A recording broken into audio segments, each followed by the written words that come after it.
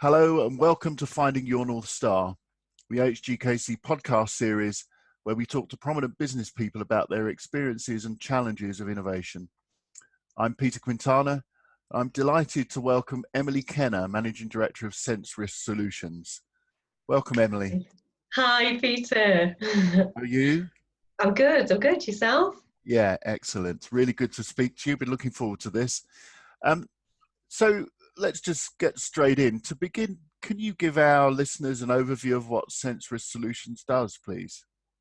Yeah, so we arrange insurance for businesses. So that's things like employers' liability, public products liability, professional indemnity, cyber, property, motor, all the sort of insurance covers that a business would need. We typically service businesses between the 500,000 and 20 million turnover mark, just because their needs are a bit more complex and they really need that appropriate advice to make sure that they're covering their risks off, and that when things do go wrong, that they get paid out in the event of a claim, because those kind of things, when it goes wrong for that size of business, can have major impacts.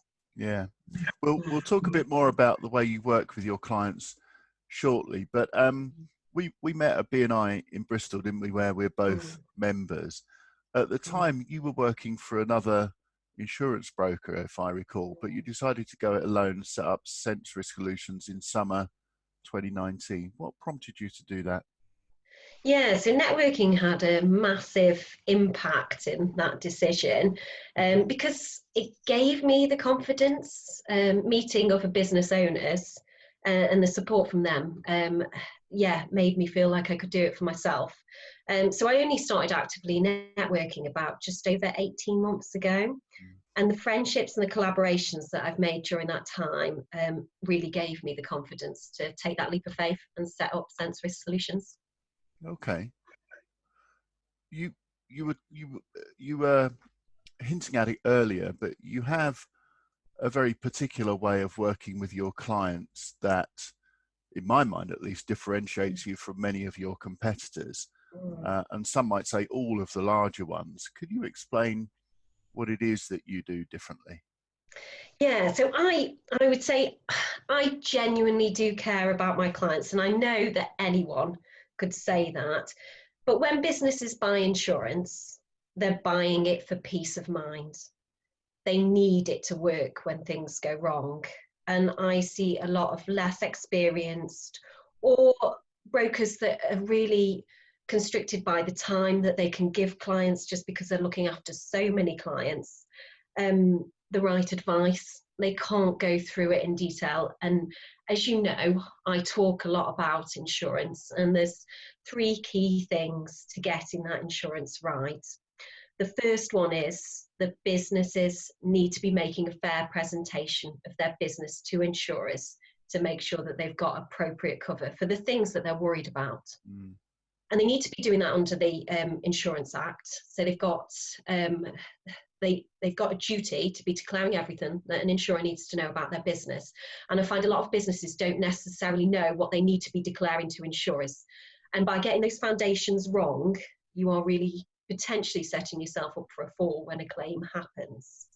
Okay, but get it right, then the insurers put together a contract with the terms and conditions in it that they are that they're applying to the risks that you want covered, along with the price that they want to charge to take on those risks that essentially you want somebody else to take on behalf of you. So you're paying somebody else to give you that peace of mind. Get those foundations right, and that is key. Then the contract is put into place, and what I do then is I look through the contract. I make sure the terms and conditions aren't onerous. There's a lot of common sense approach here. So I talk to you about your business, as I have done at step one. Make sure I know as much about your business as possible to present it to the insurers so that you're meeting your obligations under the Insurance Act. And then I look at those terms and conditions and I tell you what I think might be problematic, what we might need to negotiate further, so that we get an insurance contract in place that works for you as the business and you know what you need to be doing. And then the third thing that I do is on the claims. I'm there for you when things do go wrong, so that if you need me and there's anything that you're a little bit concerned about, it's about making sure that that process runs as smoothly as possible so that you get paid out and you get indemnified, put back in the same financial position as you were before that bad event essentially happened. Yeah. So I do think insurance is an amazing thing when it's done right. It is that peace of mind purchase, but it is a complex purchase, and it is important that businesses get it right. And I'm there to help those businesses get it right so that they don't find they come up against massive financial barriers when things do go wrong. Mm.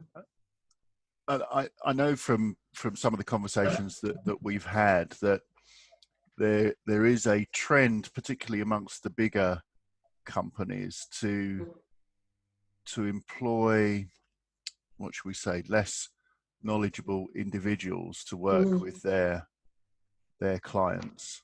And I think from listening to you, I think what you bring is that extensive knowledge and experience that you have, and you're applying that to make sure that your clients get a fair deal, I suppose, a fair crack of the whip, both when the premium is quoted and then should a claim ever have to be made. Yeah, like I said, I genuinely do care. I've been in the industry for over 16 years now, and worked my way up to some quite good positions. And I do understand that in a lot of brokers, sometimes that time constraint and that inexperience means that you haven't seen as much or know how to deal with things. But the more experienced people tend to get put on those bigger clients. So when I say bigger clients, probably over the 20 million turnover mark. And actually those ones, when they do suffer a financial loss, can normally swallow up to a certain degree. Where they probably could take higher excesses. They've got a pot of money because they've built their business up to a certain size. Whereas those smaller companies in that 500,000, 20 million turnover, you have £100,000 loss that isn't insured that maybe you thought was, and that's going to really hit you quite hard. It's going to hurt. So it's going to hurt. And I really think it's important that those kind of businesses get that level of advice and that time from somebody to advise them properly. And insurance, it is a legal contract. What we do in the insurance industry is a very technical piece, just like accountants, just like solicitors. So why wouldn't those businesses want an expert to help them to make sure that they're getting the right covers, that we're going through it, that the time's being spent with them, so that when things do go wrong, they get the outcomes that they're expecting, rather than those heart palpitation moments where £100,000 loss is it could cripple some of those businesses, particularly I think though there's something a bit beyond that, Emily, because at the end of the day, new people have to come into the industry in order to keep it thriving. You always have to get freshly trained, newly trained individuals with much less experience. To my mind, your experience is a significant component, but there's a mindset and an attitude that you have that seems to me to be a little bit different. And I'm going to ask you shortly what the future holds for the business. But if you're going to bring people in eventually, at some point you'll need to bring younger, less experienced people on board, won't you? How would you go about instilling in them the same approach, the same attitude that you have? Yeah, no, I'm a big fan of training and making sure that people understand the basics and the key side of it. I'm qualified myself. A big fan of qualifications along with experience, and you're absolutely right, the experience is key as well.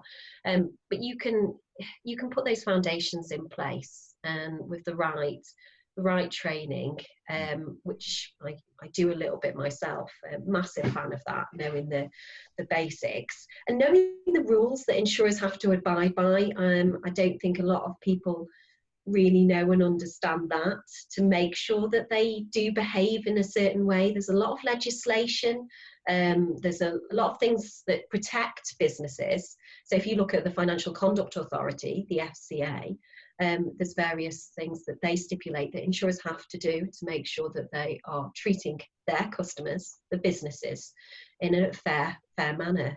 So if you go back to those basics and you teach people on how the industry should operate and work, you're setting up those people that are coming into the business to protect the clients and fight for them to make sure that they are getting the best insurance product in place.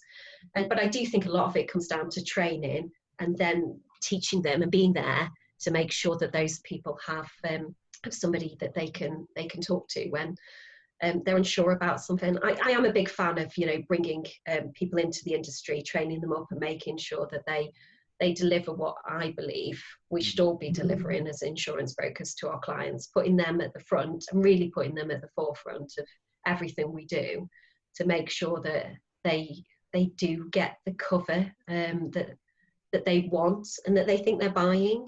So I would say training is a huge thing, and you know that from part of my passion, that making sure that happens. Yeah, absolutely. So you're a client of HGKC now, having joined our growth boot camp, I think in May last year.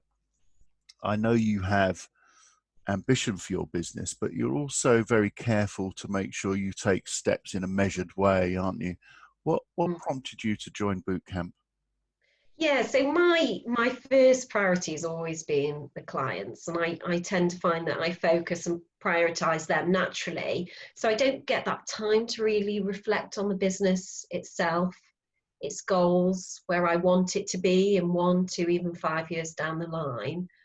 And boot camp was a good thing for me to take that time out to reflect, to look at where I want this business to go, and really force me to do that. Because like I say, I am there for the clients as my priority. And I found that boot camps really helped me to take that time out to make sure that I see where the business is going.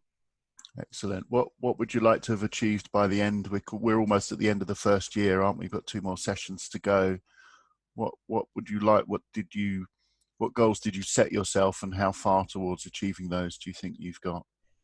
Yeah, so my goals, obviously, we put those in place. So we did some outcome mapping, which was really good, actually, because it looks at everything that I want to do within the space of a 2-year period. So we look at the 1 and the 2 year, and where I want the business to be in those timeframes, what I'm going to focus on. And that was really useful. I want to have obviously achieved the goals that I set when we did that outcome mapping, and at the moment I'm on track for that, so that's really good. And it does make me every so often, especially when we meet, obviously, to reflect on that map, on those outcomes, and what am I doing, and making sure that I do focus on it, because sometimes there's certain aspects, as you know, that I won't necessarily focus on because it's not a priority. That's been really good. I'm hoping year 1, year 2, I continue to achieve the goals that I've set. Good. I'm glad to hear that. As a woman in what is still a predominantly male industry, have you found it difficult to get your voice heard, and how have you made sure that it is? Well, Colleagues, peers, and clients. Yeah, I mean, before I really answer that, I want to say that I don't think it's just insurance that's alone as one of the industries that's a little bit behind with balance at the top, as I say, in the boardroom and at managerial levels. So I'm a big fan of a more equal ratio of men and women at the top levels, so like I say, managerial, boardroom. But I'm also passionate about diversity and inclusion anyway, in a sense of, I think we should open ourselves up to working with people who think differently to us, and approach things differently. That's again another reason why boot camp was a big thing for me, because I'm a great believer in that, in having those different approaches, spoken to me, and I can consider them, because I know that everybody's not just like me. But to answer your question about have I had my voice heard previously, I don't necessarily know whether I have. And I think that's a big reason why I've ended up on this path, that I really wanted to build a business that did encapsulate my values and views, that to celebrate that more diverse and inclusive sort of business that celebrates differences and that embraces differences. Doesn't have to be just male, female, but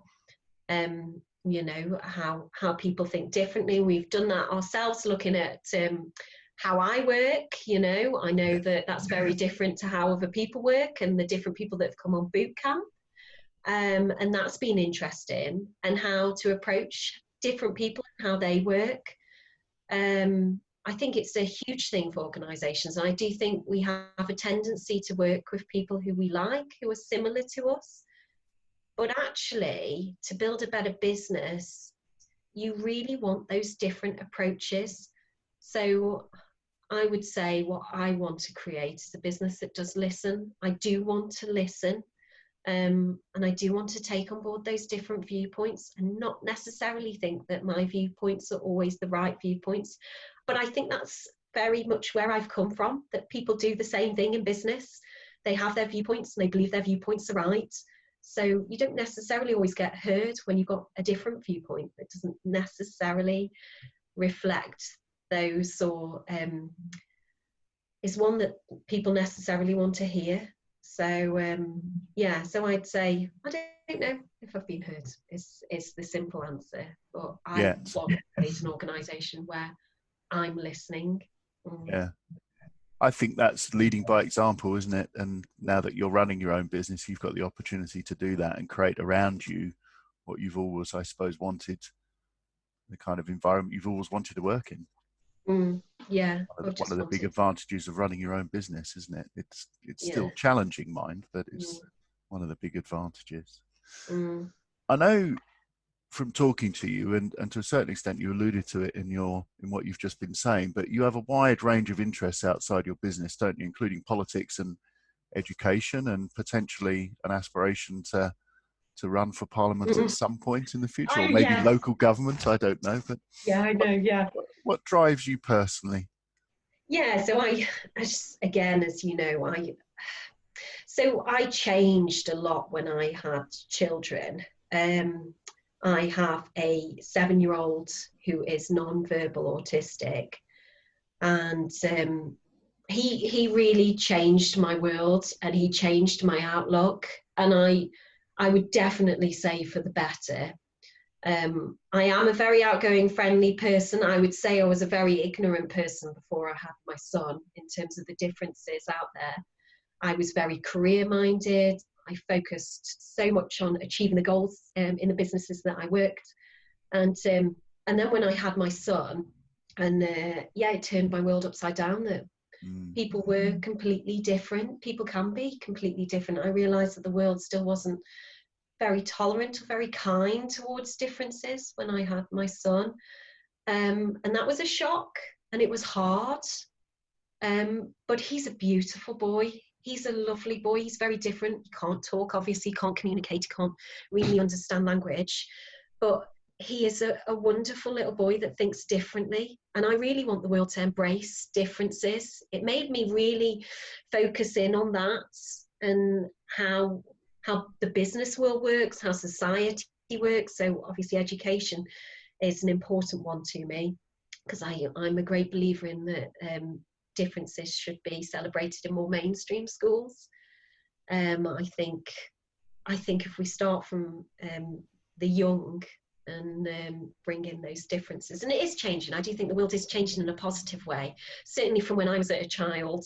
When you think about, there was probably people in my class who were autistic, certainly, but we just thought they were naughty or they were outcast, and they were, and And I've actually found out that some of those have been diagnosed now as autistic. And I do think, again, we've moved on, and the world always moves on as long as there's people there to advocate for that change, to be passionate about that change and want it to happen. And the world becomes a better place through those people advocating that. So my son's been a huge part in my development, and I think that's been a really positive thing for me. And I think it'd be a really positive thing for society if they embrace those differences. That's why I talk about businesses really listening to other people's viewpoints and different people, and not necessarily always working with the same people, because you're not keeping that open mind. And I know we've talked about that a lot on boot camp, is having an open mind and listening, and really actively listening to different viewpoints opens up so much more opportunity, and not just opportunity, but a better place for people to work, to feel that they can express themselves and that their viewpoints will be heard, even if Yeah. no actions necessarily happen from that, Yeah. that they are being listened to. And yeah, that's really what I want to create. It's a lot of thanks to having my son, because he's driven a lot of this. He's taken me from a place of ignorance in a real bubble to a place of, there's a lot of things that we could do better to make lives a lot better for everybody. And business is a huge part of that. I mean, in our lives, we're going into the local supermarkets, to the golf club, to wherever you are, you're in a business environment. And the more differences you see people embracing, that, and tolerating those differences, I think you'll see a better world that will be better for everybody. It's So, a really inspirational. It's a really inspirational purpose, I think, that comes through when you speak about your son and the experience that you've had. A lot of people would have found that, I think, quite difficult. What does the future hold for Sensorist Solutions, Emily? Well, that's it. I want to build the business up. I want everything that I've already just spoken about, the listening and more inclusion and different viewpoints, and being that business that does encapsulate all those values. I do want the business to grow, and I want it to grow so that the people that come on board enjoy it and really respect those values and embrace each other's differences. But also for those clients as well, that they see the benefits, because we truly do care. This isn't about a business like all the insurance models that I certainly see, where the more and more clients you have as an individual, the less time you have. I will need to build this business up and bring in good people and train those people up, but I don't want them to be bombarded with too much work. I want to make sure that they've got enough time to deal with the clients, to make sure that they are getting the right advice. And we really stick to those values. And I'd also like this business to one day employ my son and show the world that, that can be done, that just because, and he may never speak, Peter, but, in this modern day of technology, and technology is such a huge thing, that can help us to do so much more. I would like a business that keeps at the forefront of what's going on in the world, in a sense of the technology advances, in a sense of the people that, come on board and enjoy what they do. I think there's a lot of people in the insurance industry that don't. And it's such a wonderful thing when it goes right. You're giving people peace of mind. Yeah, and it's that peace of mind that really it's what's so misunderstood around insurance, I think. But yeah, it would be amazing if you could employ your son. We should get that on your outcomes map, really, shouldn't we? I know. I would like that one day. I know he's only 7 at the moment, but I do think, in down the line, it's always been a worry of mine, him leading an independent life, and I think, well, why can't he? If you look at his strengths, and he does have his strengths, it's just not typical. And I think there's a lot of people out there that don't feel like they necessarily fit the mold. I know my son is more at the severe end in that sense, because there's not many people who are non-verbal, but there's there's a lot of people out there that don't feel like they fit in and don't feel that they can speak out. And you know that I'm quite vocal and not afraid to speak my mind, but there's a lot of people out there that are afraid to say things and don't have that confidence. But it doesn't mean that they don't want to. They're just worried, and I'd like them to feel that there is a forum that they can speak out and say, yeah, say how they feel, or if things are too challenging, or where their strengths lie. And yeah, and I'd really like that this business to really encapsulate those values for the staff that come on board, and to make sure that those clients do buy insurance with peace of mind, and that they know that there's a team there that genuinely cares about making sure that they get that peace of mind purchase. Because that's what insurance is when done properly. But it is a complex area, and it does need people to have the time to deliver those outcomes for clients. So That's yeah. a pretty a pretty extraordinary goal, Emily, I think, and one that I would very much like to be alongside and to witness and observe as you achieve it. And I've personally no doubt that you will. So I'm sure we could talk about that for quite a long time, but that seems to be a good place on which to end this conversation. It remains for me to thank you, Emily, for joining us. It's been a real pleasure to talk to you. If you'd like to find out more about how we approach innovation, you can download our white paper called Finding Your North Star from our website, which is www.hgkc.co.uk. Thank you for listening, and goodbye. Thanks. Bye, Yeah. Emily. Bye.